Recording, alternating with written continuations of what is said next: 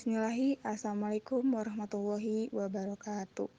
Kami dari kelompok 6 yang beranggotakan Ahmad Fahrul Roji, Eva Vanila, Rizky Dwi Pangestu, Rizka Tamara. Langsung saja pemateri pertama akan dibacakan oleh saya sendiri, yaitu hal-hal yang sifatnya pelengkap atau penyempurna menjadi gugur jika bertentangan atau membatalkan masalah pokoknya. Berikut ini salah satu hadis yang berkaitan dengan sebaik-baik jihad dari Abu Sa'id Al-Khudri radhiyallahu anhu dari Nabi Shallallahu alaihi wasallam sabdanya, seutama-utamanya jihad ialah mengucapkan kalimat menuntut keadilan di hadapan seorang sultan pemegang kekuasaan negara yang menyeleweng. Diriwayatkan oleh Imam Abu Daud dan Imam Tirmidzi dan ia mengatakan bahwa ini hadis hasan. Pelajaran yang terdapat di dalam hadis 1, sebabnya berkata adil dan hak benar kepada sultan penguasa negara yang curang itu dianggap jihad atau perjuangan yang paling utama, karena memang jarang sekali yang berani melaksanakan sebab takut balas dendamnya. 2, yang dimaksud kalimat adil dan hak itu seperti menasehati jikalau sultan atau penguasa itu bertindak sewenang-wenang, menyeleweng dari tuntutan yang benar, atau ia sendiri berbuat kemaksiatan dan kemungkaran. 3, juga termasuk di dalamnya apabila orang bawahan sultan atau penguasa tadi memberikan laporan, artinya apa yang dilaporkan itu wajib menuntut kenyataan. 4, jikalau semua itu dilaksanakan baik-baik, maka berarti bahwa orang yang suka melaksanakan atau melakukannya tersebut telah menaikkan jihad atau perjuangan yang seutama-utamanya. Hadis yang berkaitan dengan Al-Quran sebagai berikut. Jihad yang paling utama ialah mengatakan kebenaran atau berkata yang baik di hadapan penguasa yang zalim. Hadis riwayat Abu Daud.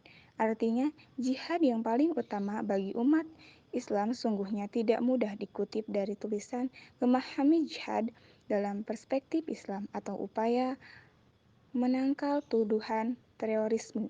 Jihad memang tidak mudah dan hanya sebatas fisik. Hal serupa dinyatakan Quraish Shihab dalam bukunya Membumikan Al-Quran.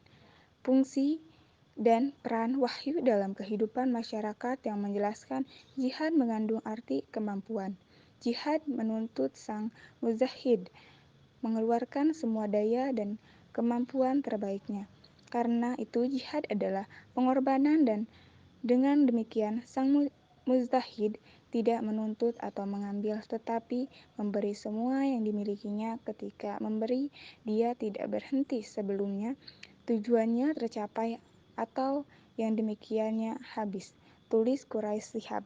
Dengan penjelasan ini, semoga umat Islam tak lagi salah mengartikan jihad yang paling utama bagi umat Islam, dan semoga kita semua selalu dalam perlindungan Allah Subhanahu wa taala. Selanjutnya adalah hadis yang berkaitan dengan toleransi, yang artinya sesuatu yang ditolerir pada masalah mengikuti tidak berlaku pada masalah yang diikuti. Kata tolerir sendiri berasal dari kata toleransi. Kedua kata ini memiliki persamaan. Toleransi dalam bahasa Arab dikenal dengan istilah tasamu. Secara bahasa, toleransi berarti tenggang rasa, sedangkan secara istilah, toleransi adalah sikap menghargai dan menghormati perbedaan antara sesama manusia, dikarenakan Allah menciptakan manusia berbeda satu sama lain. Agama Islam adalah agama yang mengajarkan kedamaian kepada umatnya, bahkan kepada seluruh umat manusia. Umat Islam wajib untuk saling melindungi, menolong, dan memaafkan untuk menjaga kedamaian di lingkungan umat Islam. Umar mengatakan, dosa besar yang akan ditimpakan kepada seorang muslim bila dia tidak melindungi saudaranya yang muslim. Jika ada sekelompok umat Islam yang ingin berbuat baik, maka wajib bagi saudaranya yang lain untuk melindungi dan membantunya dalam menempuh jalan yang benar-benar bermanfaat. Jadi, sesama muslim harus saling melindungi, tidak peduli seperti apa masa lalunya, perbuatannya. Jika seseorang Muslim ingin berbuat baik, maka wajib untuk melindunginya. La yazauza istada al-ibai. Dilarang mengharapkan penderitaan. Di tengah maraknya musibah dan pandemi global seperti saat ini, sudah sepatutnya bagi kita untuk menebarkan empati kepada orang-orang yang terdampak secara langsung. Tindakan-tindakan yang berpotensi untuk menimbulkan anggapan terhadap ketidakpedulian kita kepada mereka harus dikurangi semaksimal mungkin, apalagi sampai menertawakan mereka yang dilanda musibah. Sebab tertawa atau bahagia di atas penderitaan orang lain merupakan suatu yang sangat dikecam dalam Islam.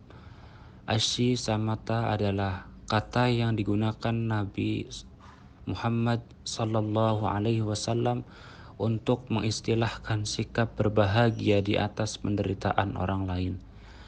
Dalam hadis riwayat At-Tirmizi, Rasulullah sallallahu alaihi wasallam menampakkan orang yang menampakkan sikap asy mata dalam hadisnya berbunyi la tad kharis samata la khika firrahmahullahu wa yabtalik, dan janganlah kau tunjukkan kebahagiaan atas penderitaan yang menimpa saudaramu. Jika kau lakukan itu, Allah akan mengasihinya dan akan memberikan musibahnya kepadamu. Artinya, kita tidak boleh menertawakan orang lain di atas penderitaan orang tersebut, karena Allah akan membalikan musibah itu kepada orang yang menertawakannya.